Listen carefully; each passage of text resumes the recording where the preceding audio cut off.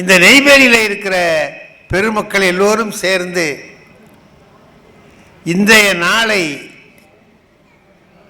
ஒரு பட்டிமன்ற நாளாக கொண்டாட வேண்டும் என்று முடிவெடுத்திருக்கிறார்கள். அந்த பட்டிமன்றத்திற்கான தலைப்பு நம் வாழ்க்கைக்கு பெரிதும் உதவக்கூடியது எது? சொத்து சுகமா, சொந்த பந்தமான்? சொத்து சுகம்னா உங்களுக்கு தெரியும், சொந்த பந்தம்னாலும் உங்களுக்கு தெரியும். 2 நாளையும் வர்ற சுகமும் தெரியும், கஷ்டமும் தெரியும். சொந்தக்காரங்களால் வரக்கூடிய கஷ்டமும் உண்டு, சொந்தக்காரங்களால் ஏற்படக்கூடிய நன்மைகளும் ஏராளம் உண்டு. அதே போல பணம், சொத்து, சுகம் இவைகளெல்லாம் இருந்து அவைகளால் சுகத்தை அனுபவிப்பதும் உண்டு, தொந்தரவுப்படுறதும் உண்டு. ரெண்டுமே உண்டு.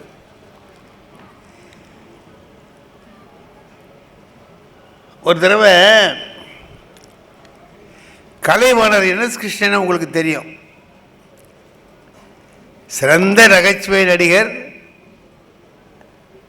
சிறந்த சிந்தனையாளர். அவர் ஒரு படத்தில் ஒன்று செய்வார்.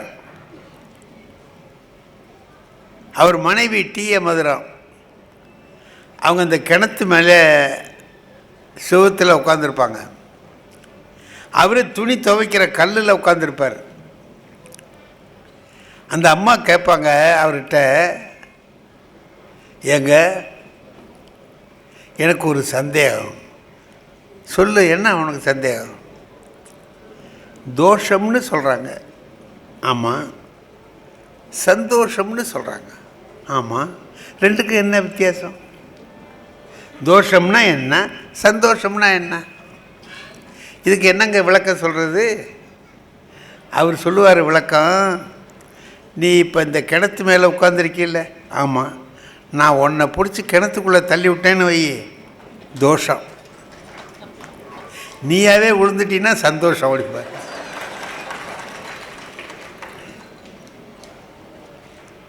அந்த காலத்தில் அப்படி சொல்லுவார். உன்னை நான் தள்ளி விட்டா தோஷம், நீயே விழுந்துட்டே எனக்கு சந்தோஷம். அப்படின்னா அந்த உறவு முறை எப்படி இருக்குன்னு பார்த்துங்க. கணவன் மனைவி உறவில் ஒரு படத்தில் மனைவி வெளியூருக்கு அனுப்பி வச்சுட்டு அந்த கணவன் ஒரு சத்தம் கொடுப்பான் பாருங்க, என் பொண்டாட்டி ஊருக்கு போயிட்டான்னு கத்துவான். அவ்வளவு சந்தோஷம் இருக்கு. அதே சமயத்தில் மனைவி ஒரு நாள் வீட்டில் இல்லைன்னா படாத பாடுபடக்கூடிய கணவன் இருக்கு. அண்ணன் தம்பி உறவு எவ்வளவு அன்பா இருக்கு. அண்ணன் தம்பி உறவுகள். அவர் பாடுறார், கண்ணதாசன் சொல்ற, அண்ணன் என்னடா தம்பி என்னடா அவசரமான உலகத்தில் அப்படின்னு பாடுறார். அப்போ ஏதோ ஒரு கஷ்டத்தை அனுபவிச்சா அப்படி சொல்கிறோம். ஆனால் ரொம்ப சிறந்தவன் நீங்கள் எனக்கு அண்ணன் மாதிரி, நீங்கள் எனக்கு தம்பி மாதிரி அப்படின்லாம் சொல்கிறோம். இப்போது ஒரு குடும்பம் நல்லா இருக்கணும்னா, நல்லா இருக்குன்னா எதை சொல்லுவோம்? நல்ல வசதியாக இருந்தால் பரவாயில்லைங்க, அந்த குடும்பம் நல்லா இருக்கு அப்படின்னு சொல்லுவோம். வறுமையில் இருந்தால் நல்லா இல்லைன்னு சொல்லுவோம். என்னமோ தெரியலங்க, கஷ்டப்படுறாங்க. ஆனால் நல்லா யோசனை பண்ணி பார்த்தா, வறுமையில் இருக்கிறவன் கஷ்டப்படுறானா, வசதியாக இருக்கிறவன் சந்தோஷமாக தான் இருக்கானா அப்படிங்கிறத யோசனை பண்ணி பார்த்தீங்கன்னா அவனுக்கு உள்ளே பூந்து பார்த்தா தான் தெரியும். சென்னையில் அடையாறில் ஒரு பெரிய பணக்காரர், அவர் வீட்டில் நாங்கள் எல்லாருமே தங்கியிருக்கிறோம். ராதாகிருஷ்ணன் சாரு, சத்யசீலன், அறிவொளி எல்லோரும் தங்கி. இரவு 12 மணி, 1 மணி, 2 மணி வரைக்கும் பேசிக்கிட்டே இருக்கிறார். கூட இருந்தவங்க எல்லோரும் ஆளுக்கு அவங்க அப்படி இப்படி படுத்து தூங்கிட்டாங்க. முதல்ல ராதாகிருஷ்ணன் சார் தூங்க ஆரம்பித்தார், அப்புறம் சத்யசீலன் சார் தூங்க ஆரம்பித்தார், அப்புறம் அறிவு, இப்படி ஒருத்தர். நான் அவர்கிட்ட ஊன்னு கேட்டதுனால என்னால் தூங்க முடியல. அப்படியே பார்த்துக்கிட்டு உட்காந்துருக்கேன். வேறு வழி இல்லை, உடம்பு அசதியாக இருக்குது, தூங்கினா தேவலை போல் இருக்க முடியல. அவர் என்கிட்ட தான் செய்தியை சொல்கிறார். கடைசியில் வாங்கன்னு வெளியில் அழைச்சிருந்தார். அப்போ மணி 2:45. அந்த பால்கனியில் வந்து நின்றுக்கிட்டு அங்கே பாருங்கன்னு காமிச்சார். ரொம்ப உருக்கமான காட்சி இது. அங்கே பாருங்கன்னார். பார்த்தா சினிமா போஸ்டர் தான் செவரு. சினிமா போஸ்டரை வச்சு மறைச்சி அதுக்குள்ளே ஒரு கணவனும் மனைவியும் படுத்திருக்காங்க, தூங்கிட்டு இருக்காங்க. கால் அது உள்ள மறையில, வெளியே நீட்டிட்டு இருக்கு. அவ்வளோதான் அதுக்கு மறைக்க முடியுது. ஆனால் கால் போனது தெரியாமல், கை போனது தெரியாமல் தூங்கிட்டு இருக்காங்க. இந்த பணக்காரர் என்கிட்ட சொல்கிறாரு, பார்த்தீங்களான்னார். ஆமாண்ண, தூங்குறாங்க சார். தூங்குறத ஆச்சரியமாக சொல்கிறார். தூங்குறாங்க சார், எனக்கு அந்த தூக்கம் வராமல் தான் உங்களை போட்டு இந்த பாடாப்படுத்திக்கிட்டு இருக்கேன் அப்படின்னு. பணம் இருக்குது, தூக்கம் இல்லை. அவங்ககிட்ட பணம் இல்லை, காலையில் எழுந்திரிச்சா டீ குடிக்க காசு கிடையாது, ஆனால் கவலை இல்லாமல் தூங்குறான். இப்போ எந்த வாழ்க்கையை நல்ல வாழ்க்கைன்னு சொல்கிறது? பணம் இருக்கிற வாழ்க்கையை நல்ல வாழ்க்கைங்கிறதா, பணம் இல்லாத வாழ்க்கையை நல்லதுங்கிறதா? எல்லோரும் சொந்தக்காரங்களாம் நிறைய பேர் இருக்காங்க. அண்ணன் இருக்கார், தம்பி இருக்காங்க, மனைவி இருக்காங்க, பிள்ளைங்க இருக்காங்க, பேர். இப்போ எங்கள் வீட்டில் என் பேத்தி இருக்காங்க. என் பேத்தி நல்லவ தான், ஒன்றும் தப்பு இல்லை. ஆனால் அவளுக்கு வந்து யாரையாவது ஒரு கிண்டல் பண்ணணும்னா அதுக்கு நான் தான் கிடைப்பேன். என்ன, அவளுக்கு கிடைச்ச எழுச்சவாய நான் ஒருத்தன் தான். என்கிட்ட கொண்டு வந்து இருந்தா இதுக்கு இங்கு போட்டு கொடுப்பா. ஏண்டி நான் தான் கிடைச்சேன்னா உங்கள் அப்பாட்ட சொல்லப்படாத, நீ சும்மா தானே உட்காந்துருக்க போடும்பா. நம்ம வீட்டில் இருக்கிற ஒரு கெட்ட பேரே என்ன தெரியுமா? ரிட்டையர் ஆகிட்டோம்ல, வேலை சொன்னால் எந்த வேலை சொன்னாலும் செய்ய நாங்கள் தயார் தான். ஆனால் அதுக்கு முந்தி சொல்கிற அந்த வார்த்தை தான் தப்பு. சும்மா தானே இருக்கீங்க, இதை அரைச்சிட்டு வாங்க அப்படின்னு. சும்மா இருக்கேங்கிறத ஒவ்வொரு சமயத்துலையும் குத்தி காட்டுறது கஷ்டம். நான் ரிட்டையர் ஆகிட்டேங்க. ரிட்டையர் ஆனதுக்கு பிறகு எப்போவும் காலையில் டிஃபன் சாப்பிட்டா ஒரு டீ குடிப்பேன். குடிச்சிட்டு தான் ஸ்கூலுக்கு போவேன். வாத்தியாராக இருக்கிற காலத்தில் ரிட்டையர் ஆகிட்டேன். டிஃபன் சாப்பிட்டாச்சு, நாக்கு அந்த டீயை கேட்குது. பழக்கப்பட்ட நாக்கில் டீ கேட்குது. ஆனால் என் மனைவி கொடுக்கல. நான் அப்படி கொஞ்சம் நேரம் கழித்து இப்படி உள்ளர அடுப்பங்கரைக்கு போய் டீ போடலையான்னு கேட்குறேன். அதுக்கு என்னங்க பதில் சொல்லலாம்? இப்போ எந்த ஆஃபீஸுக்கு போகிறது கெட்டு போகுது? உட்காருங்க, வரும், டீ எல்லாம் வரும். இப்போ நமக்கு இப்படி ஒரு மனைவி இருக்கிறத விட இல்லாமல் இருந்தால் தேவலையோடு நினைக்குது. ஆனால் ஒரே ஒரு நாள் இல்லைன்னா என்ன பாடுபடுறோம். நம்மளால் எந்த வேலையாவது தனியாக செய்து கொள்ள முடியுதா? முடியல. ஒரு அண்ணன் தம்பி 2 பேர் கூட வீட்டில் இருந்தால் எவ்வளவு துணையாக இருக்குது. எல்லாம் செய்கிறோம். இந்த பாருங்கள், நான் ஒன்று சொல்கிறேன். மனைவி அப்படின்னு சொல்லும் பொழுது ஒரு சொந்த பந்தம்னு நம்ம கொடுத்துருக்குறோம். சொந்த பந்தத்தினால நல்வாழ்க்கை அமையுமா, சொத்து சுகத்தால் நல்வாழ்க்கை அமையுமாங்கிறதா இன்றைக்கி கேள்வி. இப்போது தீபாவளி வருது. தீபாவளி வருது. எங்களுக்கு வந்து நான் வாத்தியாராக இருந்தோமா, ஒரு 5000 ரூபா கொடுப்பாங்க. சும்மா இல்லை, கடன் 5000 ரூபா. அது 10 மாதத்தில் திருப்பி கொடுக்கணும். 500 10 மாதம் திருப்பி கொடுக்கணும். அது ஃபெஸ்டிவல் அட்வான்ஸ்ன்னு எங்களுக்கு கொடுப்பாங்க. நான் வாங்கிட்டு வந்து என் மனைவிட்ட கொடுத்தேன். நல்ல வேலை சரியான நேரத்தில் கொண்டு வந்து கொடுத்தீங்க. சரி வாங்க, சாயந்தரம் கடத்தருக்கு போவோம்.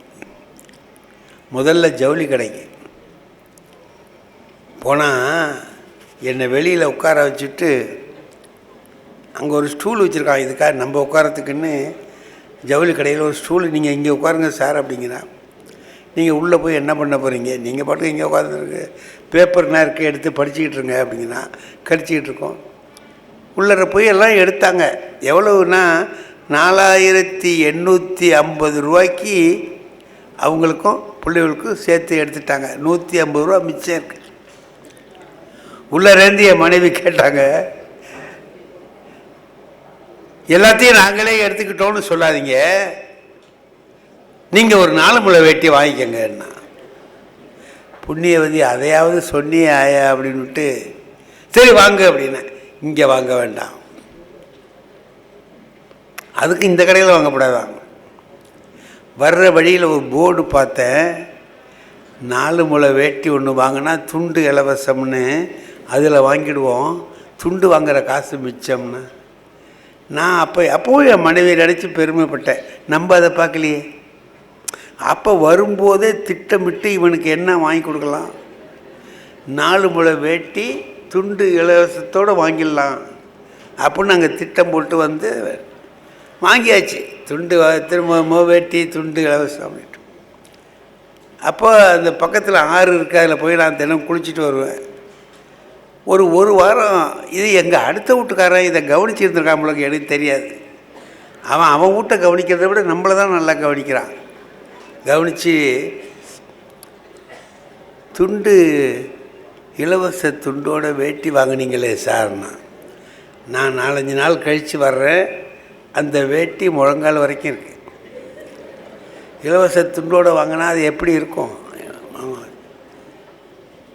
இவன் கேட்குறான் அடுத்த வீட்டுக்காரன், சார் அந்த இலவச துண்டோட ஒரு வேட்டி வாங்கினீங்களே. ஆமாம், அது இவனுக்கு எப்படி தெரிஞ்சதோ என்னமோ தெரியல.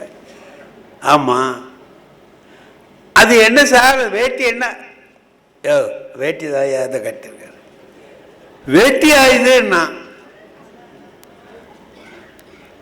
இப்படி முழங்கால் வரைக்கும் இருக்கு.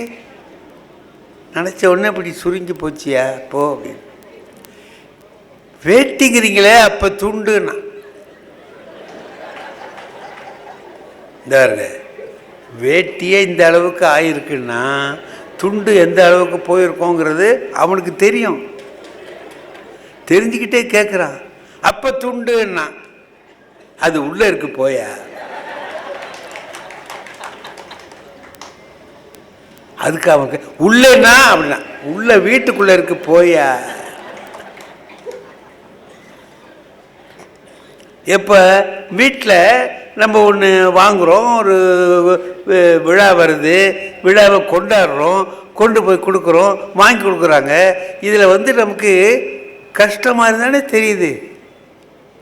என்னடா இது 5000 ரூபாய் வாங்கிட்டு வந்து கொடுத்தோம், மாதம் 500 ரூபா நம்ம தான் கட்ட போகிறோம், நமக்கு ஒரு நல்ல துணி வாங்கலையே முடியலையேன்னு வருத்தமாக இருக்குது. ஆனால் மனசுக்குள்ளே என்ன தெரியுமா சந்தோஷம்? வீட்டில் உள்ள எல்லோரும் நல்ல துணியை உடுத்திக்கிட்டு இருக்கிற போது அதை பார்த்து நம்ம மனசு எவ்வளவு சந்தோஷப்படுது. அதுதான் உண்மையான சந்தோஷம். நான் ஒரு பெரிய வேட்டியை கட்டிட்டு போகிறத விட ஒரு பேண்ட்டு வாங்கி போட மாட்டேன்னா, பேண்ட்டு போட்டதில்லை, போட்டு அதெல்லாம் போட்டுக்கிட்டு கோட்டு போட்டுக்கிட்டு அப்படி வர்றதை விட எல்லாருக்கும் வாங்கி கொடுத்து சந்தோஷப்படுறது இருக்குது பாருங்கள், அதை விட மகிழ்ச்சி வேறு இல்லை குடும்பத்தில். என் பேத்தி பேனாவுக்கு இங்கே போடுங்கன்னாலா, நான் சரி கொண்டா இதை வந்து இங்கு அது ஃபவுண்டன் பேனா, அதுக்கு இங்கெல்லாம் போட்டு தொடச்சி கொடுத்தேன். வாங்கினா எழுதி பார்த்துட்டு போன்னு சொன்னேன். எழுதி பார்த்துட்டு போன்னு சொன்னேன்.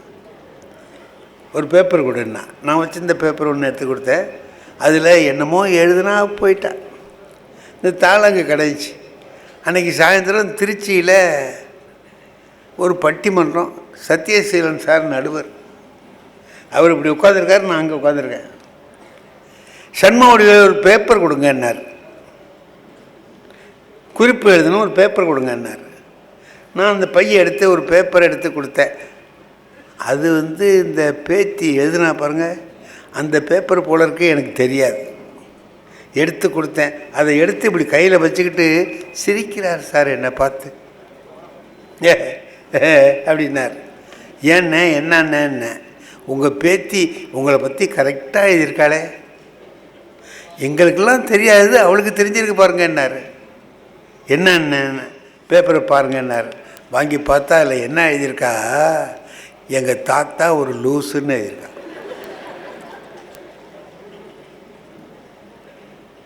இதை நான் கொண்டு அவர்கிட்ட கொடுத்துட்டேன். அவர் அதை வச்சுக்கிட்டு கிண்டல் பண்ணுறார். இதெல்லாம் பெருசு இல்லைங்க. திரும்ப வந்ததுக்கு அப்புறம் அவளை கூப்பிட்டு கேட்குறேன், நீ பாட்டுக்கு எழுதி வச்சுட்டு போயிட்ட, அந்த தாத்தா என்னை கிண்டல் பண்ணுறார், தேவையா உனக்கு இது, என்னை அவமானப்படுத்துறியா நீ அப்படின்னு. தாத்தா, நான் சும்மா தான் லூசுன்னு எழுதினேன், ஆனால் லூசு தாங்கிறத நீ நிரூபிச்சிட்டேன்னா. என்னான்னு ஒருத்தர் பேப்பர் கேட்டார்னா கொடுக்கறதுக்கு முந்தி அதில் ஏதாவது எழுதியிருக்கான்னு பார்த்துட்டு கொடுக்க மாட்டேன். பார்க்காம கொடுத்தியே, அப்போ நீ ஒரு லூஸ் தானே. அதாவது உறுதிப்படுத்துகிறா, லூசுன்னு எதுனதை உறுதிப்படுத்துகிறா. இது நமக்கு கேட்குறதுக்கு கஷ்டமாக இருக்குது. அதே சமயத்தில் அது இல்லைன்னா எவ்வளவு கஷ்டமாக இருக்குது இல்லை. வீட்டுக்குள்ளே இப்படியெல்லாம் ஒரு சந்தோஷம், ஒரு பேரன் ஒரு பேத்தி அத்தனை பேர் சேர்ந்து இருந்து செய்கிற ஒரு சுகம்தானே நமக்கு ஒரு பெரிய சுகமாக இருக்குது. எல்லாவற்றையும் விட எல்லாம் இருக்குது. சரிங்க, குடும்பம் இருக்குது, மனைவி இருக்குது, மக்கள் இருக்காங்க, தம்பி இருக்காரு, அண்ணன் இருக்கா, எங்கள் அப்பா இருக்காங்க, அம்மா இருக்காங்க, எல்லோரும் இருக்காங்க. சரி, பணம் காசு இல்லைன்னா, சாப்பிட சாப்பாடு இல்லைன்னா இந்த சந்தோஷம்லாம் நிலைக்குமா? பணம் காசு எவ்வளவு வேணும், அது கணக்கு கிடையாது, எவ்வளவு நாள் இருக்கலாம். பணமே இல்லை, வறுமை, கணவன் மனைவி ஒருத்தர் அன்பாக பார்த்துக்குவாங்களா? ஒரு ரூபா சம்பாதிக்க லாயக்கில்லை நீ எவ்வளோ மனுஷன் சொல்லுவாங்களா மாட்டாங்களா? அப்போ கையில் காசு வேணும். இப்போ ஒரு சொல்கிறேன் பாருங்க, ஒருத்தன் மூட்டை தூக்குற ஆள், சுமை தூக்குறவர் ஒரு ஆள், ஏழை, ஆனால் எல்லார்ட்டையும் ரொம்ப அன்பாக இருப்பார். இப்படி கடைத்தெருவில் போகும்போது அவங்களெல்லாம், அந்த கடைக்காரங்களெல்லாம் பார்த்தாக்கா கும்பிடுவார். கும்பிட்டுட்டு வணக்கங்க ஐயா அப்படின்னு ஒரு வாயால் சொல்லுவார். ஜவுளி கடைக்காரரு அவர்கிட்ட வணக்கங்க ஐயா அப்படிம்பார். அந்த ஜவுளி கடைக்காரர் என்ன பண்ணுவார், இந்த ஆள் நம்மளை வணங்கலைன்னா என்ன மோசமா, எதுக்கு வணங்குறான், கடன் கேட்கறதுக்கு வணங்குறான் போல இருக்கு, போ அப்படிம்பா. இந்த இவர் வணக்கம் சொன்னதுக்கு திரும்பி அந்த ஆள் வணக்கம் சொல்ல மாட்டான். போ, வணக்கம் இல்லைன்னு தான் ரொம்ப வருத்தப்பட்டாங்களே, போய. அதே மாதிரி பக்கத்தில் ஒரு நகை கடைக்காரரு ஐயா வணக்கங்க அப்படிமா, போய, காலில் காட்டியும் பெரிய வணக்கம் அப்படிமா கும்பிட மாட்டான். ஒரு மளிகை கடைக்காரர்கிட்ட போய் அப்படி கும்பிடுவான், பா வா அப்படிமா. இந்த ஆள் கும்பிடுவான், யாருமே கும்பிட மாட்டான். இந்த கும்பிட அவர் போட்ட கும்பிட்ட எவனுமே விரும்பவும் மாட்டான். என்ன பாருங்க, அவருக்கு ஒரு பெரிய அதிர்ஷ்டம் அடிச்சு ஒரு 5 கோடி ரூபா பணம் கிடைச்சிருச்சு. யாருக்கு? இந்த மூட்டை தூக்குறவருக்கு. பத்திரிகைகள்லாம் செய்தி வந்துடுச்சு. இந்த ஆள் போய் பணத்தெல்லாம் வாங்கிட்டு வந்து வீட்டில் வச்சுட்டாரு. கடத்தரில் வர்றாரு. வரும்போது நினைக்கிறாரு, நம்ம கும்பிட்டோம், ஒரு பய கூட நம்மளை கும்பிட்டது இல்லை, இப்போ என்ன செய்கிறானுன்னு பார்ப்போமா அப்படின்ட்டு. அப்படி இந்த ஜவுளி கடைக்காரர் கடை பக்கமாக அப்படி போனார். முதலாளி இறங்கி ஒடியாந்துட்டார். எதுக்க வந்து கும்பிட்றாங்கன்னார். நேற்று வரைக்கும் கும்பிடாதவன் இன்றைக்கி கும்பிட்றான். இந்த ஆள் என்ன பண்ணான், மறந்துட்டு நம்ம வழக்கப்படி கும்பிட்டுற போகிறோம்னு சொல்லிட்டு கையை பின்னால் கட்டிட்டான். அப்படி கும்பிட்றேங்கன்னார்ல ஜவுளி கடைக்காரரு, அவர்கிட்ட இந்த ஆள் சொன்னான் சொல்கிறேங்கன்னு. ஜவுளி கடைக்காரருக்கு ஒன்று புரிய, என்ன சொல்கிறேங்கிறான். கும்பிட்றேன்னு சொன்னேன், சொல்கிறேங்கிறான். திமிரு வந்துட்டு போல இருக்கு. பணம் இல்லாத போது ரொம்ப கும்பிட்டுக்கிட்டு இருந்தான். இப்போ நான் கும்பிட்றேன் சொல்கிறேங்கிறான். அதுக்குள்ள அவன் அடுத்த கடைக்கு போயிட்டான். அதேமாரி அவர் மளிகை கடைக்காரர் இறங்கி வர்றாரு, நகை கடைக்காரர் இறங்கி வந்து ஏன்னா 5 கோடி ரூபா வந்திருக்குல்ல இவருக்கு, கும்பிட்றான். இவர் எல்லாத்தையும் சொல்கிறேங்கன்ட்டார். சொல்கிறேன். இந்த 3 பேரும் ராத்திரி பேசிக்கிட்டான். திமிரு ரொம்ப ஜாஸ்தியாக போச்சு. எப்படி கும்பிடுவான்? இப்போ நான் கும்பிட்றேன் சொல்கிறேங்கிறான். ஐயா அப்படியா சொன்னான்? என்கிட்டயும் அதான் சொன்னான், என்கிட்டயும் அதான் எல்லாரும் சொல்லிட்டான். வரட்டும் அந்த ஆள் நாளைக்கு வரட்டும், அவனை விட்டு ஓட்டிடுவான் வாங்க. இவன் மறுநாள் அதே மாதிரி வந்தான். இறங்கி வந்து கும்பிட்றேங்கன்னாரு. சொல்லியிருக்கேன் அப்படின்னா. நேற்று சொல்கிறேன்னா இன்னைக்கு சொல்லியிருக்கேன் அப்படின்னா. அவர் வந்து கும்பிட்டாரு. சொல்லியிருக்கேன். அவருக்கும் அதே சொல்லியிருக்காங்க. எல்லா பேரும் 3 பேரும் கூடனா. என்ன திமுறா? பணம் இல்லாத போது கும்பிட்ட, இப்போ பணத்தை கொஞ்சம் பார்த்த உடனே உனக்கு ஒன்றும் புரியல. நேற்று என்னமோ சொல்கிறேன்னு இன்னைக்கு சொல்லியிருக்காங்கிறியா? என்ன திமுறா அப்படின்னா. ஐயா கோச்சுக்காதீங்க ஐயா, நான் அப்படிலாம் திமிரில் பேசலைங்க ஐயா. நான் இவ்வளவு நாளும் உங்களை கும்பிட்டேன். என்னைக்காச்சும் நீங்கள் கும்பிட்டுருக்கீங்களோ? வணக்கம்னு ஒரு வணக்கம்னாவது வாயாலையா சொல்லியிருக்கீங்களா? இல்லை. அதே நான் தான் இப்பவும் இருக்கேன். இப்போ என்ன என்கிட்ட புதுசாக இருக்குது? இந்த பணம் இருக்குது. நேத்தி கும்பிடாத நீங்கள் இன்னைக்கு கும்பிட்றீங்கன்னா என்னையா கும்பிட்றீங்க? பணத்தை கும்பிட்றீங்க. நான் அதுக்கிட்ட போய் சொல்கிறேன்னு சொன்னேன். நீங்கள் கும்பிட்டீங்கிற விஷயத்த பணத்துக்கிட்ட போய் சொல்கிறேன்னு சொன்னேன். அதே மாதிரி ராத்திரி திறந்தேன். ஜவுளி கடைக்காரரு உன்னை கும்பிட்டாரு, மளிகை கடைக்காரரு உன்னை கும்பிட்டாரு, நகை கடைக்காரரு கும்பிட்டாருன்னு அதுக்கிட்ட சொன்னேங்க. அதான் இன்றைக்கி நீங்கள் சொன்ன உடனே சொல்லியிருக்கேன். என்ன அதுக்கிட்ட சொல்லியிருக்கேன். நீங்கள் கும்பிட்ட விஷயத்தை பணத்துக்கிட்ட சொல்லிட்டேன்னு சொன்னேன்.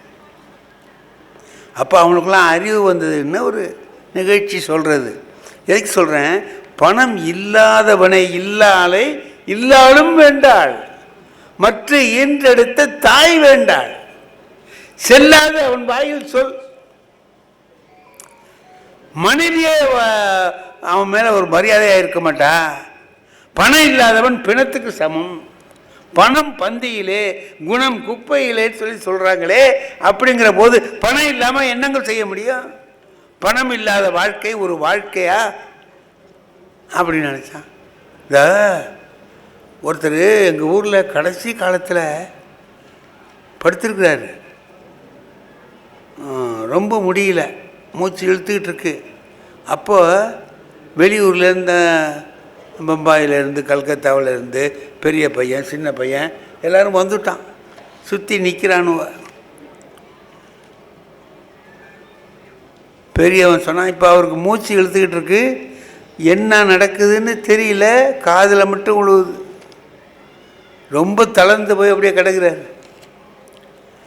ஒருத்தர் சொன்னான், என்னப்பா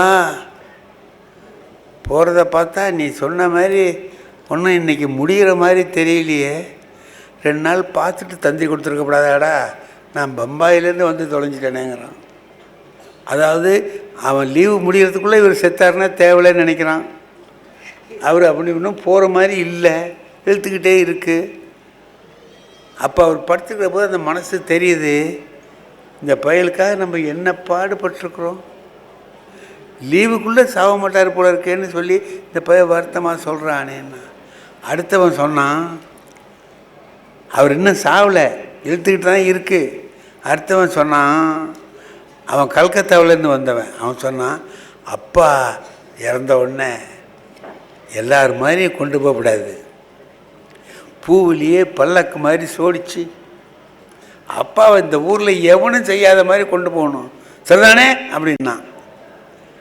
அடுத்தவன் சொன்னான், அண்ணே நீ சொல்கிறது கரெக்டு தான், அது உன் செலவாக இருக்கட்டும்ன்றான். அவன் சொன்னான், என் செலவுனா வேண்டாம், பொது செலவுனா அதை வச்சுக்குவோம், என் செலவுனா கையிலே தூக்கிட்டு போயிடலான்ட்டான்.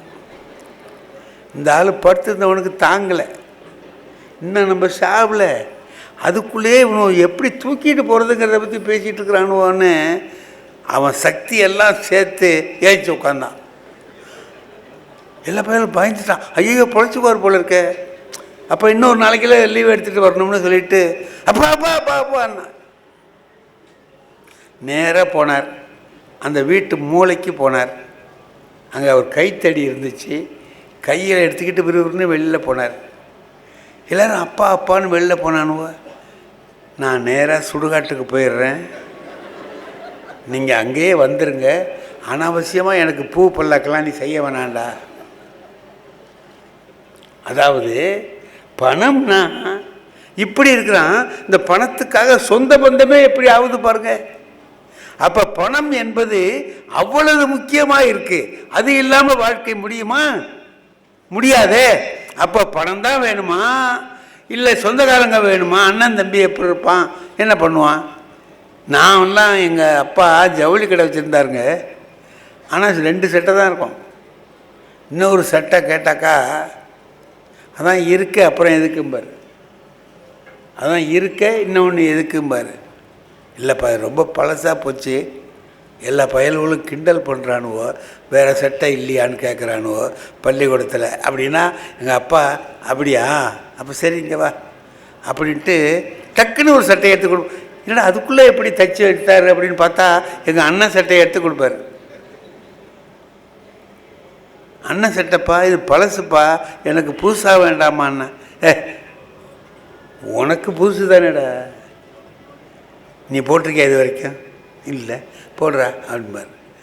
எப்போ கேட்டாலும் எங்கள் அண்ணன் சட்டை பழைய சட்டையை எடுத்து எனக்கு கொடுத்தாரே தவிர எனக்குன்னு புதுசாக தைக்கலை. தீபாவளிக்கு தைக்கிறது ஒன்று தான் தைப்பார்.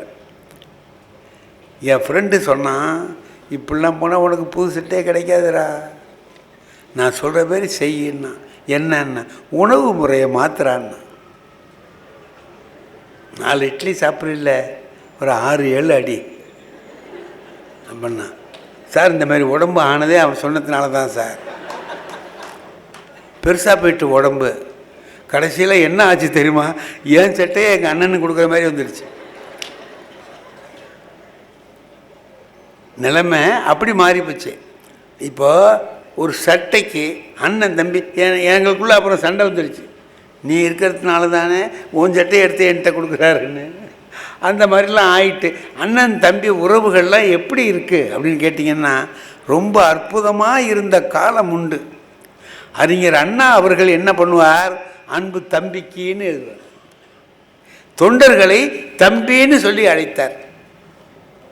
அப்போது அண்ணன் தம்பிங்கிற உறவு முறை ரொம்ப உயர்ந்ததுங்கிறதுனால தானே அவர் அப்படி எழுதினார். எல்லாரும் அவரை தலைவரேன்னு சொல்ல மாட்டான், அண்ணான்னு சொன்னான், அண்ணன் தம்பி. இப்போது எல்லாத்தையும் பாருங்கள், ஒரு அண்ணன் தம்பி அக்கா தங்கை நல்ல உறவு சொல்லணும். ஒரு பெண்ணோட பழகிட்டு இருக்கிறோம், அவங்க என் தங்கச்சி மாதிரி அப்படின்னு சொன்னோம்னா உயர்வாக சொல்கிறோம்னு அர்த்தம் இல்லையா? அப்போ அந்த அண்ணன் தங்கை உறவு என்பது ரொம்ப உயர்ந்ததுன்னு காட்டுறோம். இப்படி வாழ்க்கையில் பணம் என்பது முக்கியமான இடத்துல இருக்குது, உறவுங்கிறதும் அதே மாதிரி முக்கியமாக இருக்குது. இப்போ இது 2ல் எது நம்ம வாழ்க்கை நல்ல வாழ்க்கையாக அமையணும்னா எது ரொம்ப முக்கியம்? சொத்து சுகம் முக்கியமா, சொந்த பந்தம் முக்கியமா என்பதை ஒரு மையமாக வச்சு நாம் பட்டிமன்றம் ஆரம்பிக்கிறோம். இந்த பட்டிமன்றத்தில் பார்த்திங்கன்னா இன்றைக்கி எல்லா ஊர்லேயும் பட்டிமன்றத்துக்கு என்ன செய்வோம்னு கேட்டால், நடுவர் இருப்பார், அவர் பாட்டுக்கு அவர் இருப்பார், கீழே எல்லோரும் பேசுறதுக்கு இருப்பாங்க, நடுவர் பெரியவராக இருப்பார், அவர் இருப்பார். இங்கே எப்படின்னு கேட்டிங்கன்னா இன்றைக்கி எப்படி அமைஞ்சிருக்குன்னா எல்லாமே சிங்கம். இது ஒரு சிங்கம், அந்த அம்மா பெண் சிங்கம். அவங்க கொங்கு தமிழை அப்படியே அள்ளி இறைக்கிறவங்க. டிவியில் அவங்கள பார்த்திங்கன்னா அவங்க பேசுகிற பேச்சும் அதுவும் அப்படி அழகாக இருக்கும். கொங்கு தமிழ் நம்ம கேட்குறதுக்கே நல்லாயிருக்கும். அந்த தமிழை இவங்க பேசுகிற போது இன்னும் அழகாக இருக்கும், அருமையாக பேச. அவங்க பேர் சாந்தாமணின்னு பேர். இவர் யார் தெரியுமா?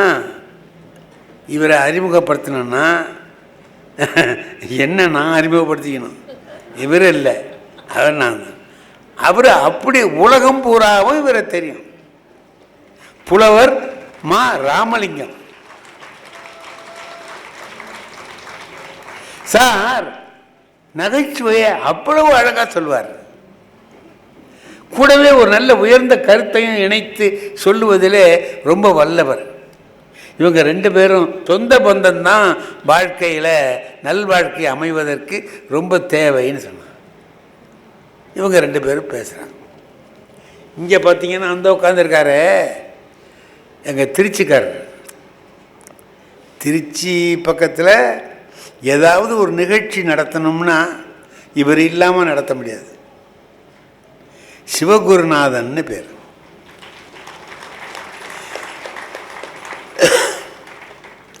திருச்சியில் நகைச்சுவை மன்றம் வச்சு ஒரு 18 வருஷம் ஆச்சா, 25 வருஷம் ஆச்சு. வெள்ளி விழா கொண்டாடியாச்சே, அதான் வெள்ளி விழா கொண்டாடியாச்சு. 25 வருஷமாக நாங்கள் எல்லாரும் அவர் கூப்பிட்டு போய் பேசியிருக்கோம். அவ்வளவு அருமையான நிகழ்ச்சி அமைப்பாளர், சிறந்த பேச்சாளர், அருமையாக பாடுவார். இப்போ எங்கள் யார்ட்டையும் இல்லாத ஒரு திறமை அவர்கிட்ட உண்டு, பாட்டு பாடுறது. அவர் சொத்து சுகந்தான்னு பேசுகிறார். அதே போல் இவரை தான் உங்களுக்கு யாருக்குமே தெரியாது.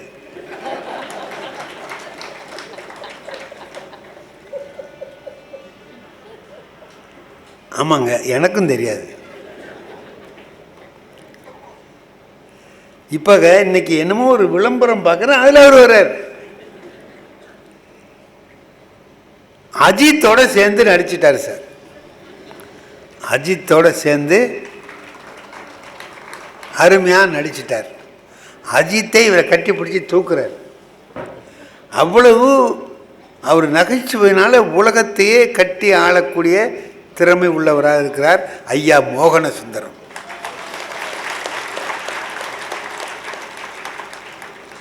இதுமாரி பட்டிமன்றம் எங்கேயாவது அமையுமா?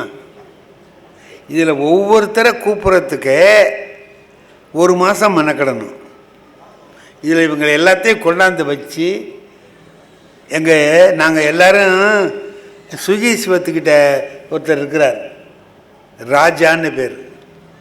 அவர் எல்லா ஏற்பாடும் செய்வார். அவர் எங்களையெல்லாம் கூப்பிட்டார். நாங்கள் எல்லாரும் அவர் கூப்பிட்ட உடனே கட்டுப்பட்டு வந்துட்டோம். இங்கே உள்ள அருமையான பெரிய அதிகாரிகள் எல்லாருமே சேர்ந்து உதவினார்கள். அதனால் இவ்வளவு பெரிய பட்டிமன்றம் அமைவதற்கு வாய்ப்பு ஏற்பட்டது. அதுக்கு உதவியாக இருந்த எல்லாருக்கும் என்னுடைய உளமார்ந்த வணக்கத்தையும் நன்றியையும் தெரிவித்துக் கொள்கிறேன். எல்லாருக்கும் நன்றி. ஒரு சிறந்த பட்டிமன்றத்தை நீங்கள் எல்லோரும் கேட்டு ரசிக்க இருக்கிறீர்கள். முதலிலே எங்கள் ஐயா,